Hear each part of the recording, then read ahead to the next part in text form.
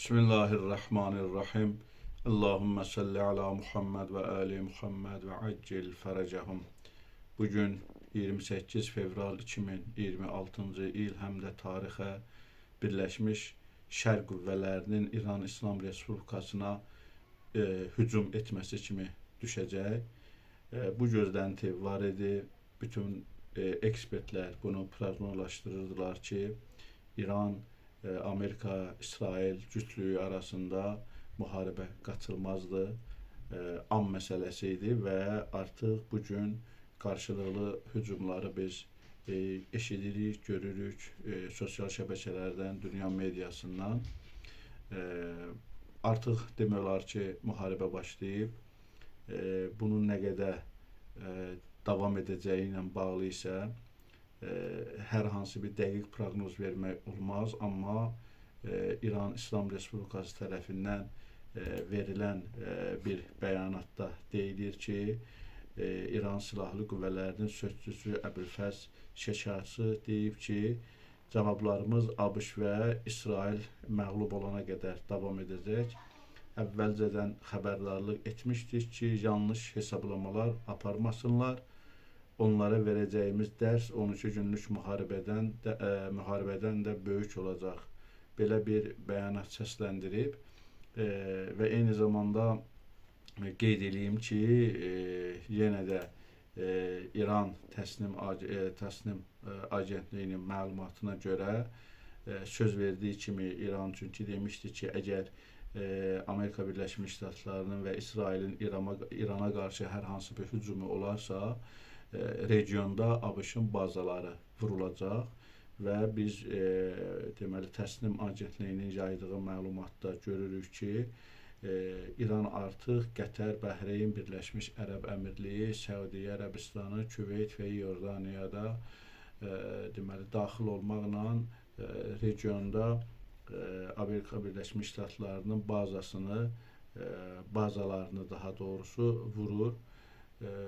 Əvvəlkilərindən fərqli olaraq bu dəfə İran İslam Respublikasının deməli ordu növləri anında cavab verməyə başladılar. Bizim də dediyimiz kimi illərdir bu müharibəyə hazırlıq planları var idi, hazırlıq gedirdi. Çox təəssüflər olsun ki, Azərbaycan demək, sosial şəbəkələrin Azərbaycan segmentində, eyni zamanda Azərbaycan mediasında yanlış informasiyalar dərc olunur. Güya İran rəhbərliyindən kimlərsə öldürüldüyü iddialar edilir və s. Amma hər halda əziz izləyicilər, bu bir savaşdır. Burada hər tərəfdən insanlar deməli ölə bilərlər.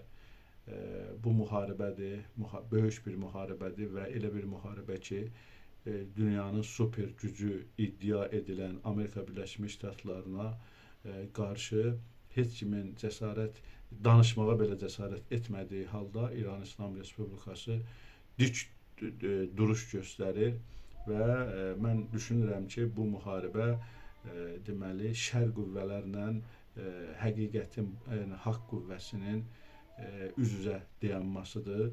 Fironla Musanın, İmam Hüseynlə Yezidin deməli Həzrət Peyğəmbərlə Məkkə müşriklərinin və s.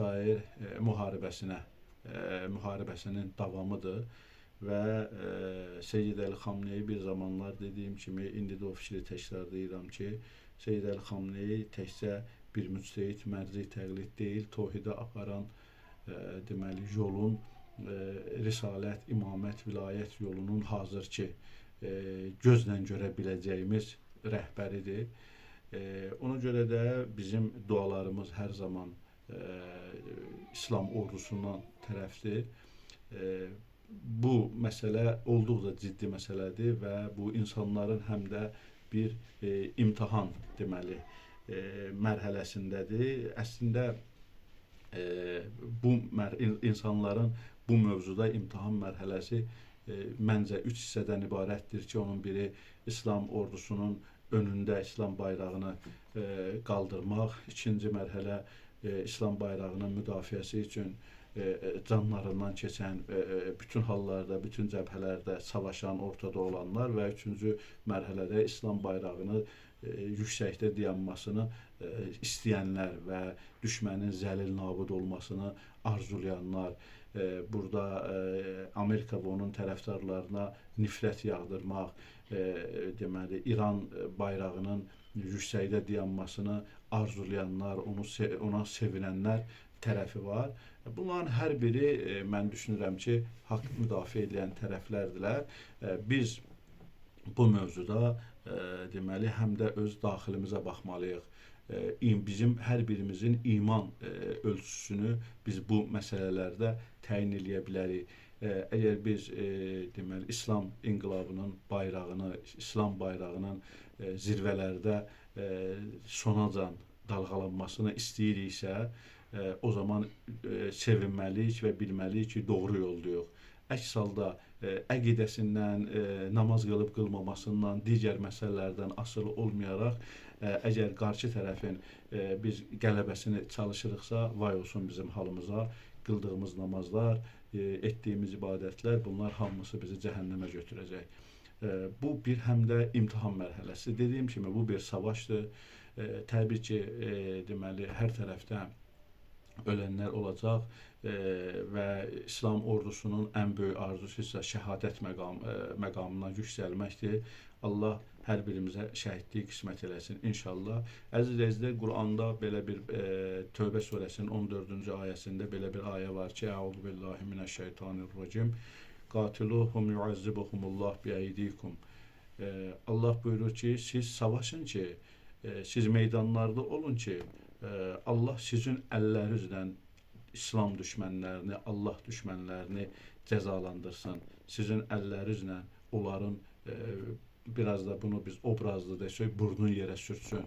Bugün İslam düşmənlərinin burnunun yerə sürtüldüyünün gününü başlayır. İnşallah biz tezliklə böyük, əzəmətli rəhbərin dilindən İslam ordusunun qalibiyyət xəbərini eşidəcəyik və ayənin davamında möminlərin deməli qəlbləri sevinsin ifadəsi ilə bitir və böyük rəhbərimiz bizə qələbə sevincini verməklə inşallah bizim qəlblərimiz deməli sərinləyəcək, qəlblərimiz aram olacaq, rahat olacaq.